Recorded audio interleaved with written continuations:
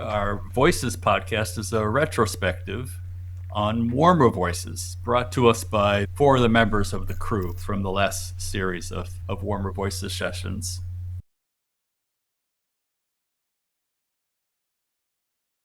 So I got some questions. What happens mechanically and what happens experientially? And why should I attend if I'm curious about this?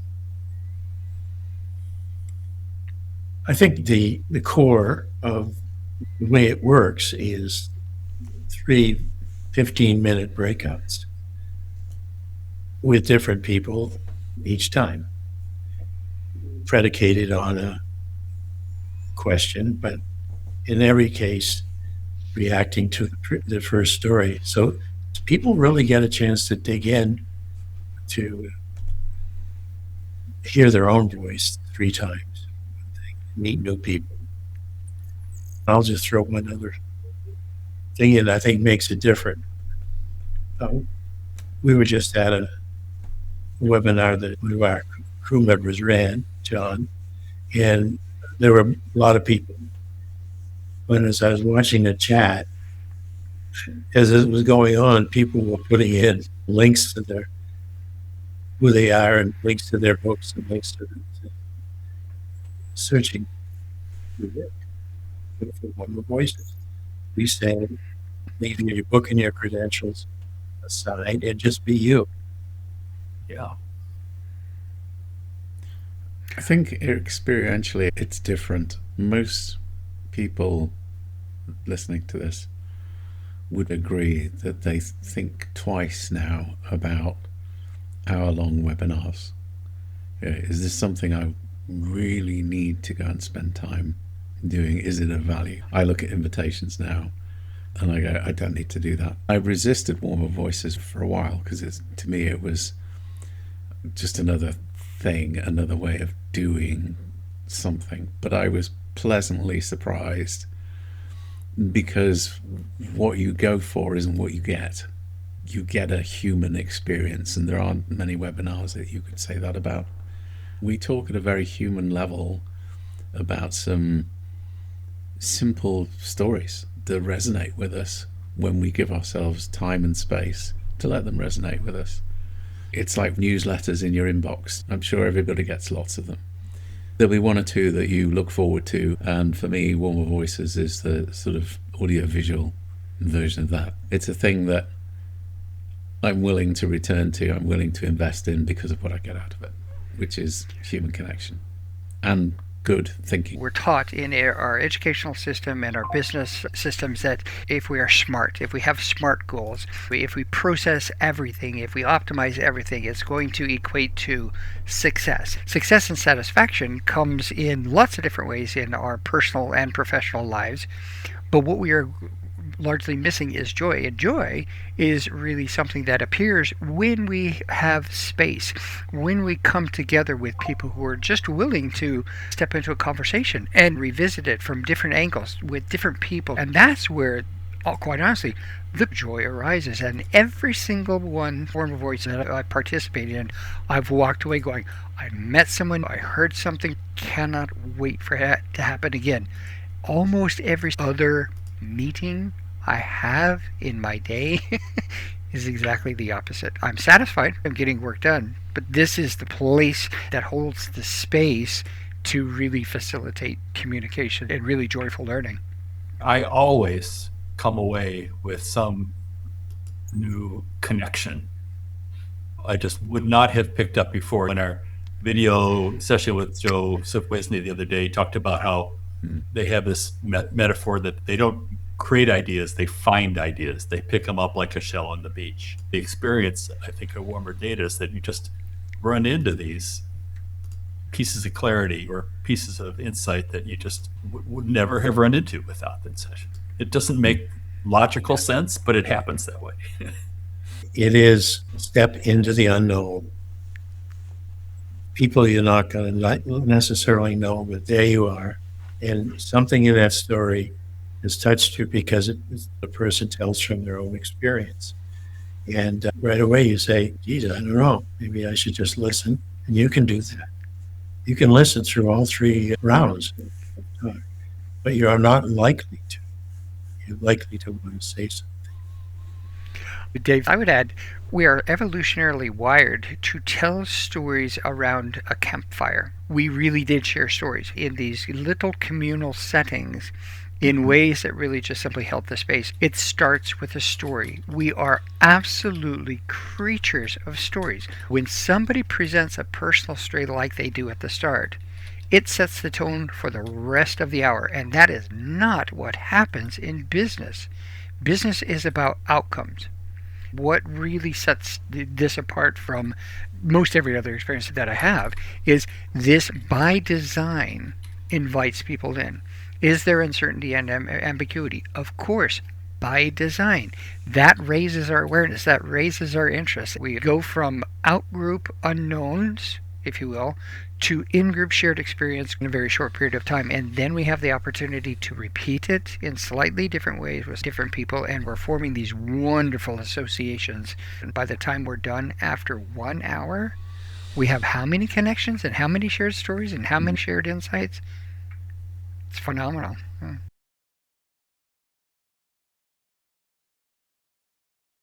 Yeah, I want to pivot a little bit to the storytelling. So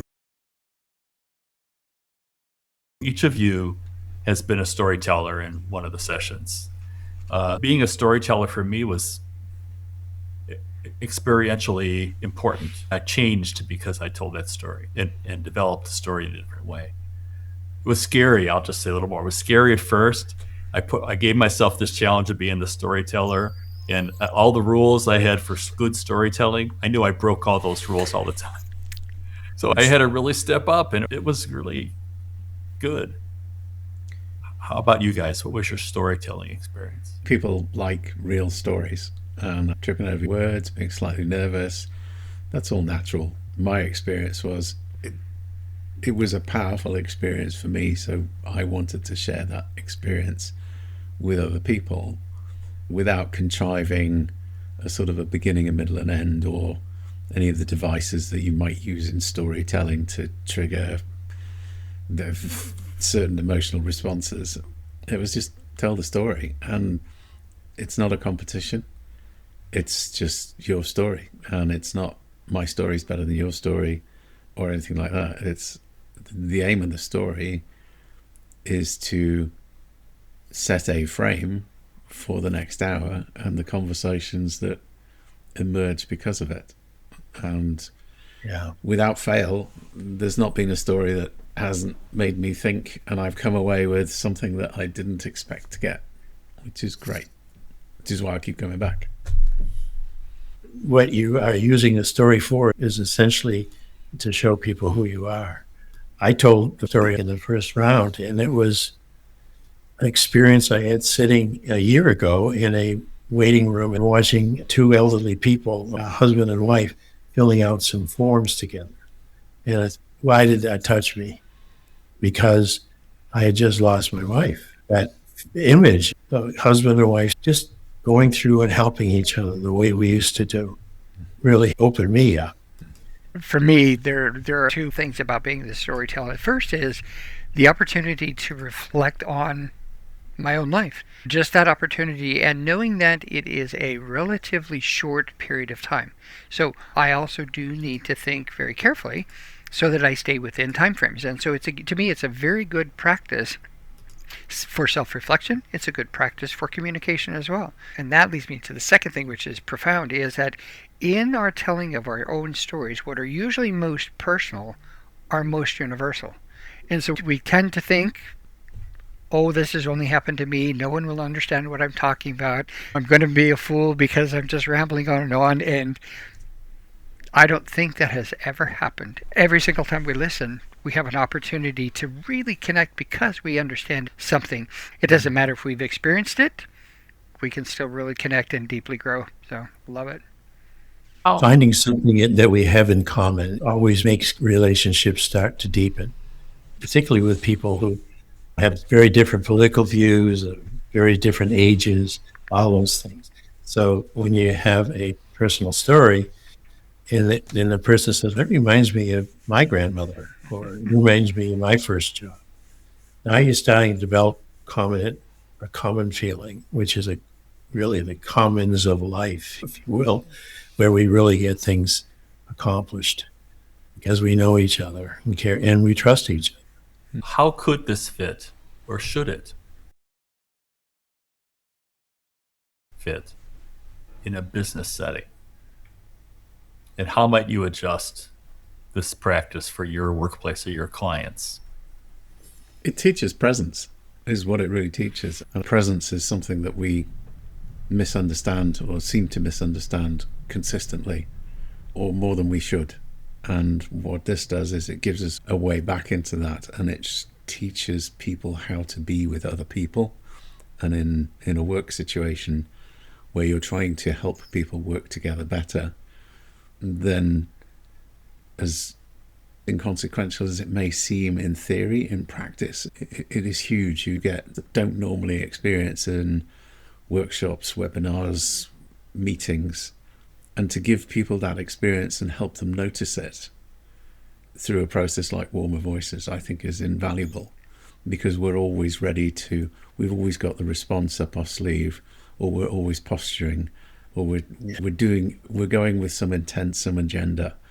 Whereas the ability to, even if it's to open up the first part of a workshop with a sort of rapid Warmer Voices approach, is so valuable and so different. You have to experience it to know it. It's ridiculous. I can talk till I'm blue in the face about this and about presence, but until it's like, so I do martial arts, which I know everybody in the room goes, God, he's on about that again. But it's like the difference between, you can watch the videos, read the books and watch the films, but until you get on a mat, you don't get the experience of what martial arts is really about. I'd say Warmer Voices, minus the kicks, the strikes, the locks and the throws, is what you get. Yeah. Yeah, you can talk about presence and people can lecture you about presence. You can pretend you're being present, but in my experience, it tends to get lost in like detachment. People think presence means you can be detachment because you're quieting the noise, but presence not detachment. It's and the best way to learn it is to do it. Yep. In a business setting, I think this is critical, is that business truly is about relationship. Business is about trust. Business is about mutual respect. Now, that's business as it truly should be. So that actually leads me to the caveat. If somebody is very busy or a group is very busy and they're trying to get a lot of stuff done, and then let's take a break and do this little Warmer Voices thing, if they're not there by presence, if they're not present, if they're still in their previous meeting or if they're thinking about what they're actually going to do, the Warmer Voices session is actually not going to really resonate with them. And so to me, it would have to be set up properly. Expectations would have to be managed. And that's where they really do see that, does this have utility in business? Hugely, hugely so. The potential is definitely there. But if it is not set up properly, there will definitely be a negative association because it's trying to get the system to operate in ways that it's not designed. I'm going to push back and disagree with you, Gary, a little bit, because you're making it safe, you're making it palatable, and you can, I think there are ways not to dunk people in the river, but I think there are, if you set it up too much and you stage manage it too much, everybody eventually gets to a point where they're going, so what's going to happen? Whereas I agree. Taking them in and leading them gently, and now making it playful, which we have done, normalizing certain things. If you feel this, perfectly normal. If you need to go and do something, turn your screen off, that's normal. This is about being human and messy. Whereas the problem with corporate is we sanitize everything, and look where that's got us to. And I would say thank you for clarifying. So I didn't clarify that it really is about balance. It's having guardrails, if you will. Not even guardrails, if you can call them that, but it is structured enough to be free-flowing. And absolutely, thank you. Yeah, that's true. Yeah. One thing is we have small groups and there's breakouts. To me, one of the keys is the small group and the mixed group. People who don't necessarily see each other during the workday, and now they're together. So there's a curiosity, which we have in this built into the Warmer Voices. This is, wonder who this person is. Yeah. So it's open. It's like open spaces philosophy. The people who meet are the people who meet, and they're supposed to meet. And when they've met, they'll disappear. I'll just make the connection that it's also good leadership training if you think of the fundamental process of leadership of the choice loop. where you're really noticing and opening your attention to what you might not have otherwise noticed in the situation you're in. And so this is really situational training. It's not theoretical either. Yes, there is some theory to the background, but that's not what happens in the sessions. Right. It is a lived live experience. And to add to what you're saying, Tom, that creates that learning, and you leave. The process of reflection begins through the actual session, but then you leave and things will crop up hours, a couple of days later, and you go, oh, that's interesting. And to me, that ties into what you said earlier, Paul, that learning is really done much better experientially. Yeah. At the same time, we're doing it socially, because we can learn ourselves. We can read the book, we can watch the video, we can do all that stuff. It's when we have that interaction, we're simultaneously hearing lots of other people's viewpoints on the same topic during one round, on a similar topic on the next one. And so to me, again, it's this beautiful three-dimensional perspective that we're getting on quote-unquote the same topic. And that right there is where learning, it really turns into magic to me. So let me talk about the new crew, like 60 people that said, I'm interested, but tell me more. What would you tell them it's like, that onboarding or the process of learning how to be a crew member? I'm going to use the analogy crew.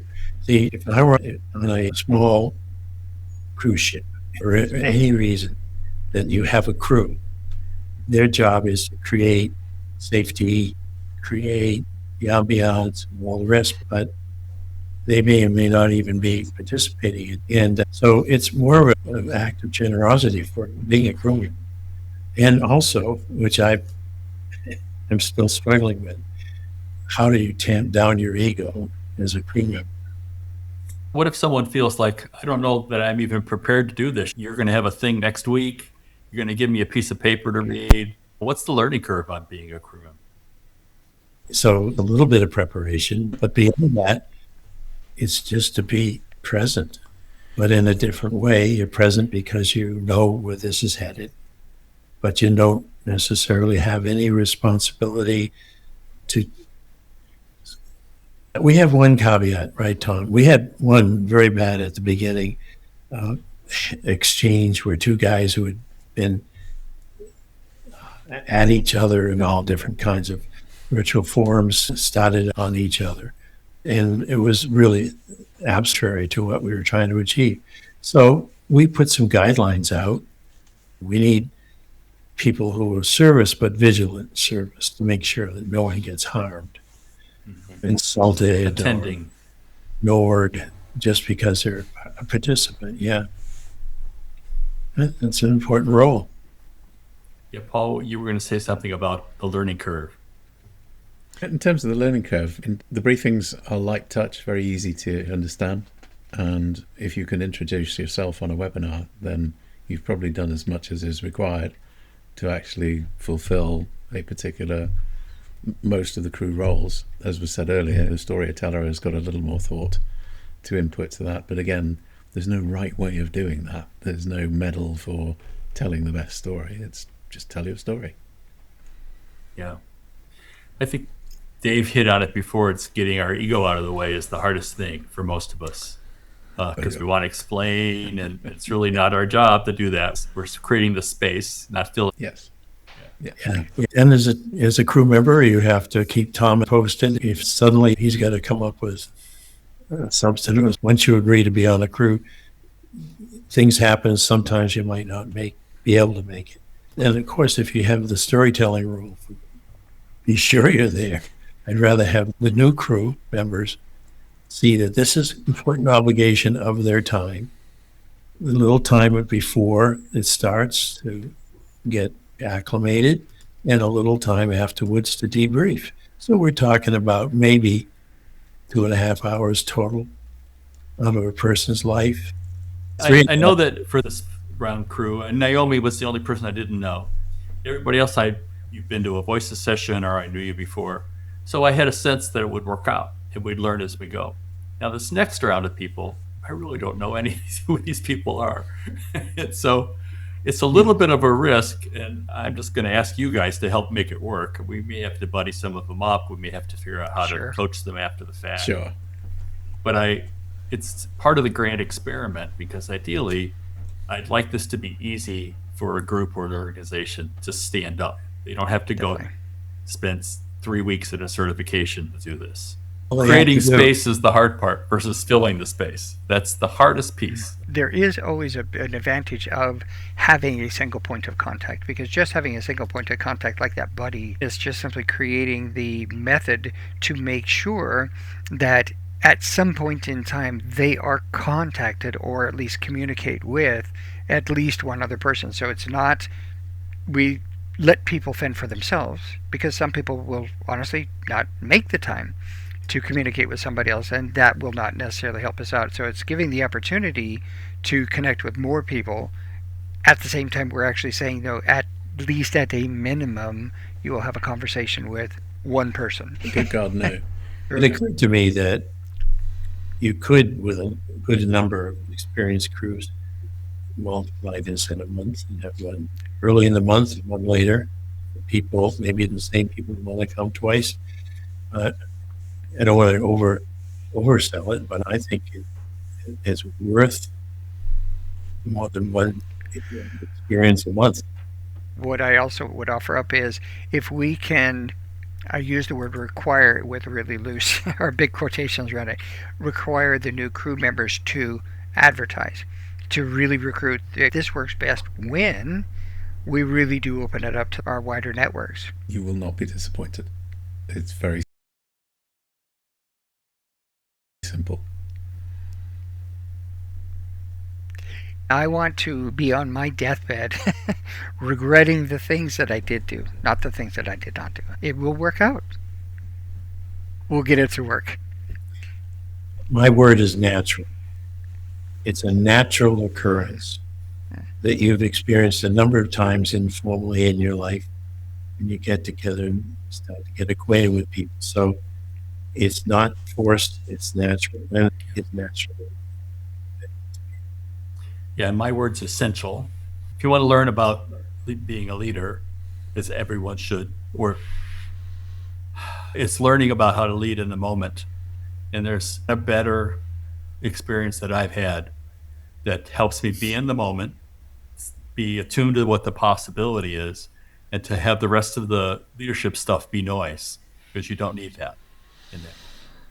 That gets at what you've been thinking about in Prometheus. Mm-hmm. It's a way of rehearsing what's really naturally going on in leadership, when people exchange moments of influence to get things done. And I love that. I love the whole idea of distributed leadership and learning. So, yeah, we got a lot going here. It's good stuff.